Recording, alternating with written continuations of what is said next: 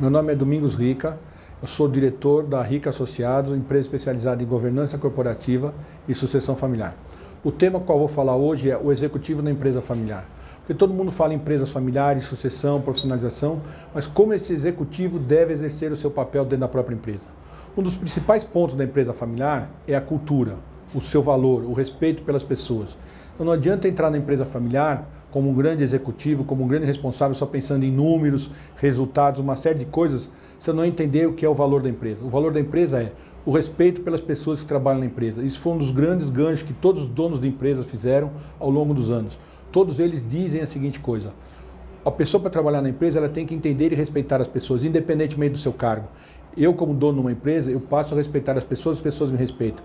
Eu tenho que ter o poder, o comando, o nome que queiram dar, baseado no respeito pelas pessoas, que as pessoas me conhecem. Então o executivo tem que ter um poder de negociação muito grande, entender o que é a empresa e ter o respeito das pessoas. Ele não pode simplesmente usar o poder para dizer aqui mando eu e o resto obedece.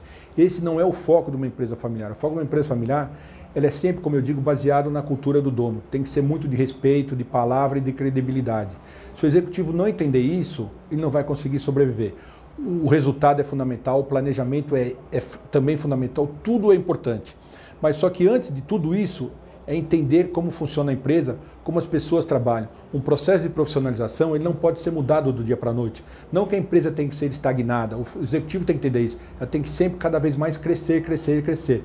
Mas ele primeiro precisa entender o que é a empresa familiar, a sua cultura, porque cada empresa familiar é diferente da outra. Então eu não posso, aquilo que eu tratei em uma, eu não vou tratar nessa. Eu tenho que entender aquilo que o dono quer, como ele quer, ou que a família quer que eu entenda, porque quando um executivo está lá é porque a família, na maioria das vezes, ou está num conselho, ou está em alguns cargos que não estão. Então, entendam o executivo. O importante de tudo não é o resultado. O importante é como tratar a empresa dentro da própria empresa e o respeito pelas pessoas. O resultado é a consequência do nosso trabalho. É a união da empresa, da família e do executivo. Ele é o ponto fundamental para a perpetuação e o crescimento da empresa.